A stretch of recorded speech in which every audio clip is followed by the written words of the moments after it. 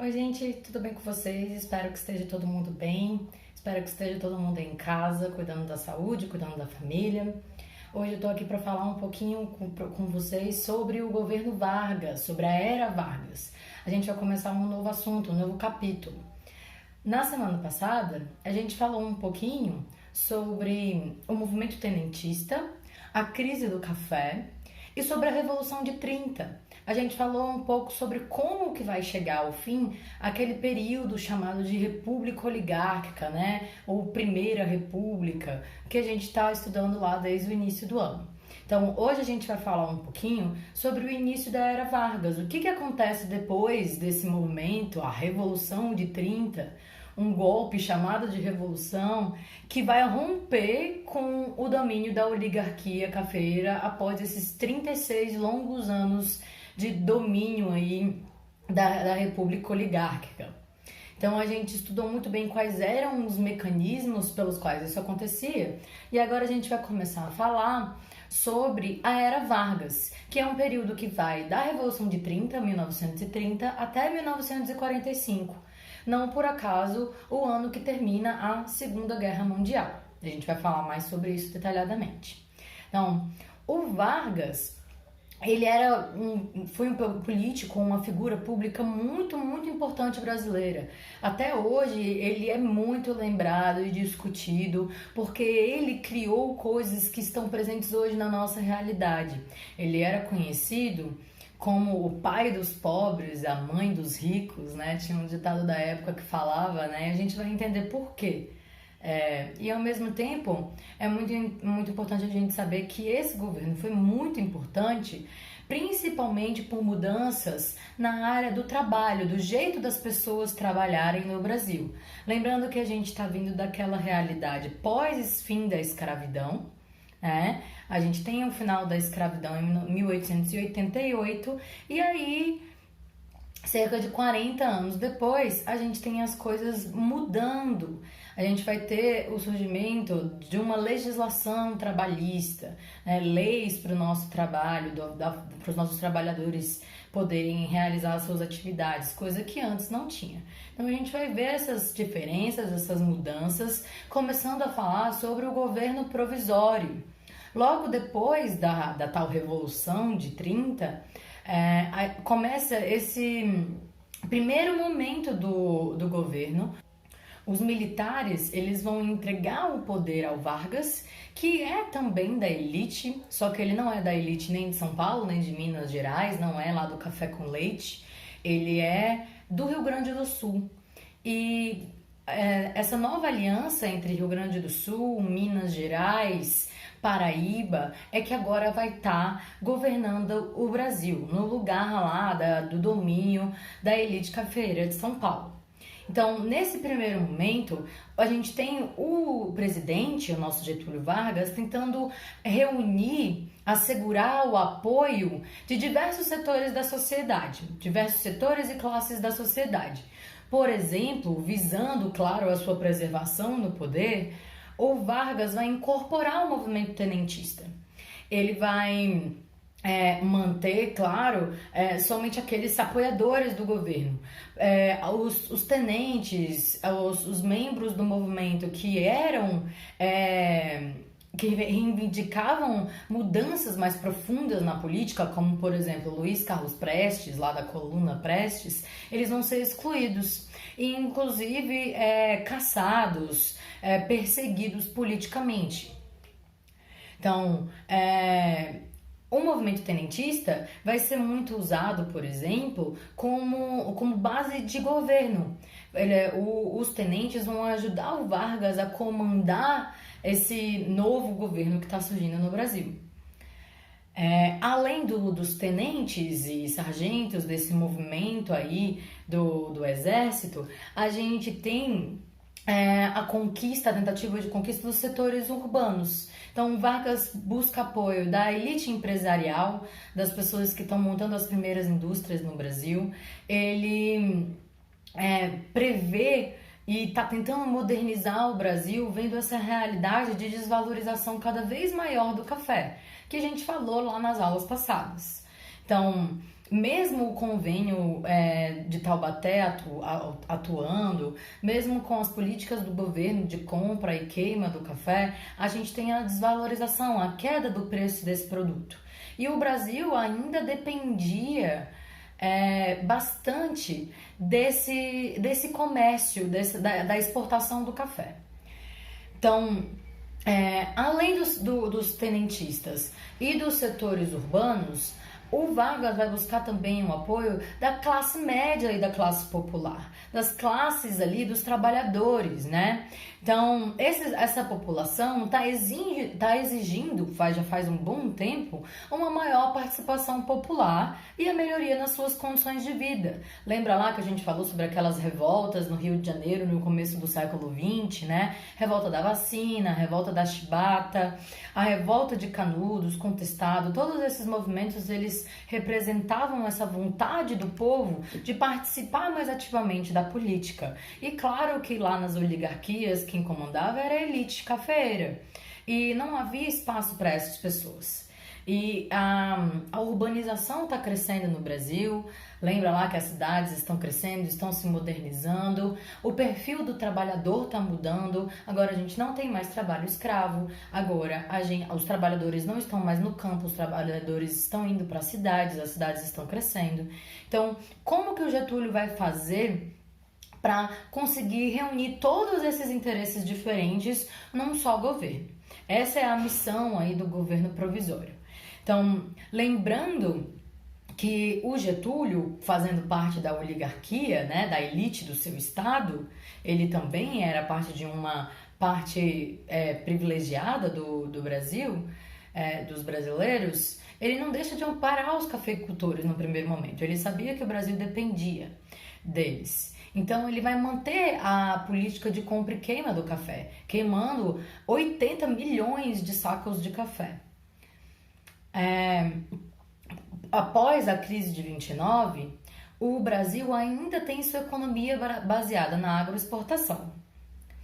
O presidente, ele vai fazer todas as ações dele focado em tentar centralizar o poder na sua figura, concentrando todos os poderes. Então, por exemplo, ele vai fechar o Congresso. Ele vai diminuir o poder do legislativo e vai concentrar no executivo, na figura do presidente, por exemplo, a habilidade, o direito de fazer leis. É o presidente que faz as leis e não mais o Congresso. Além disso, o Getúlio vai caçar partidos políticos e vai nomear interventores para os estados. Não eram mais nas eleições que as pessoas iam escolher os seus governadores locais, né? O governador do Mato Grosso, o governador da Paraíba, o governador de São Paulo, de Minas Gerais. O Getúlio Vargas, o presidente, é que vai escolher quem é que vai governar esses estados. E é claro que ele vai escolher pessoas ali que apoiam ele, né? Principalmente dentro dos quadros dos tenentes que fizeram parte lá da Revolução de 30, que colocou ele no poder, né? Então, além dessas medidas de centralização do poder, de fortalecimento da figura do presidente, do próprio Getúlio Vargas, ele vai criar o Ministério do Trabalho, da Indústria e do Comércio. Então agora finalmente a gente tem um órgão para lidar com essas relações, né?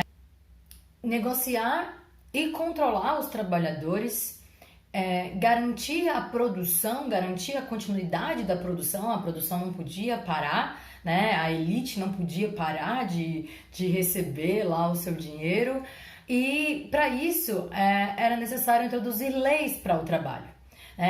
Ele precisava controlar os trabalhadores e ao mesmo tempo fazer com que essa massa insatisfeita de pessoas que vamos lembrar, trabalhavam em condições super precárias, agora pudessem não fazer a produção parar. Que produção é essa?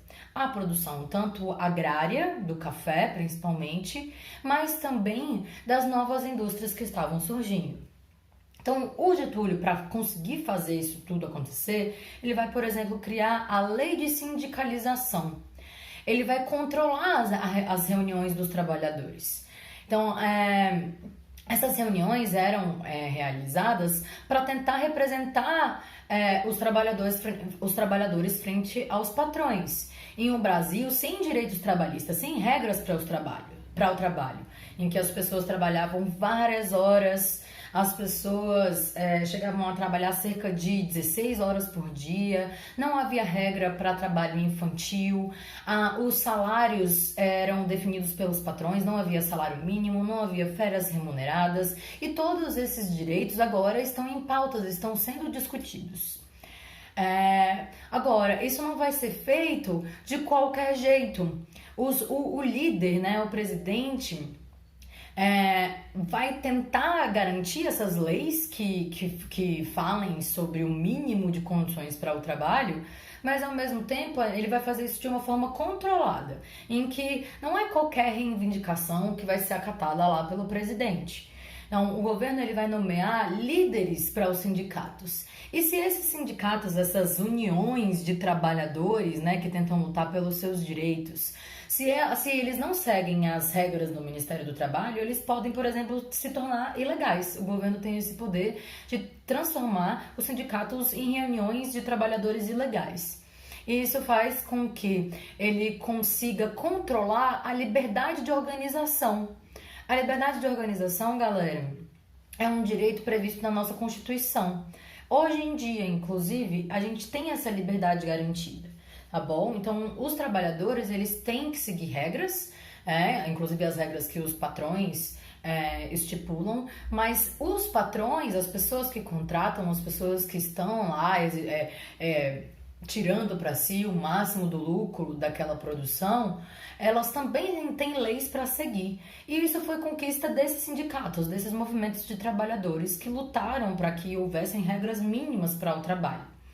Então, enquanto o Vargas tenta controlar essas reuniões, o direito, a liberdade de organização, ele vai conquistar o apoio dessa população de trabalhadores. Como? Atendendo reivindicações deles. Então, é o Vargas, por exemplo, que vai estipular a jornada de trabalho de 8 horas por dia, o direito à aposentadoria, as férias remuneradas, a indenização caso você seja demitido, porque antes como era? Se o patrão quisesse te demitir, ele demitia, ele não precisava dar uma causa, ele não precisava te pagar. Além disso, o Getúlio Vargas é que criou o salário mínimo, uma renda mínima que os patrões são obrigados a pagar, já que não dá para viver com menos, né? Essa é a ideia do salário mínimo. E aí, além de tudo, ele cria uma justiça do trabalho, um órgão, né, um tribunal em que caso alguma regra fosse desrespeitada, você podia ir lá e reivindicar os seus direitos, fazer com que a lei seja cumprida, né? Para isso que serve aí o judiciário, para vigiar se as leis que existem estão sendo cumpridas.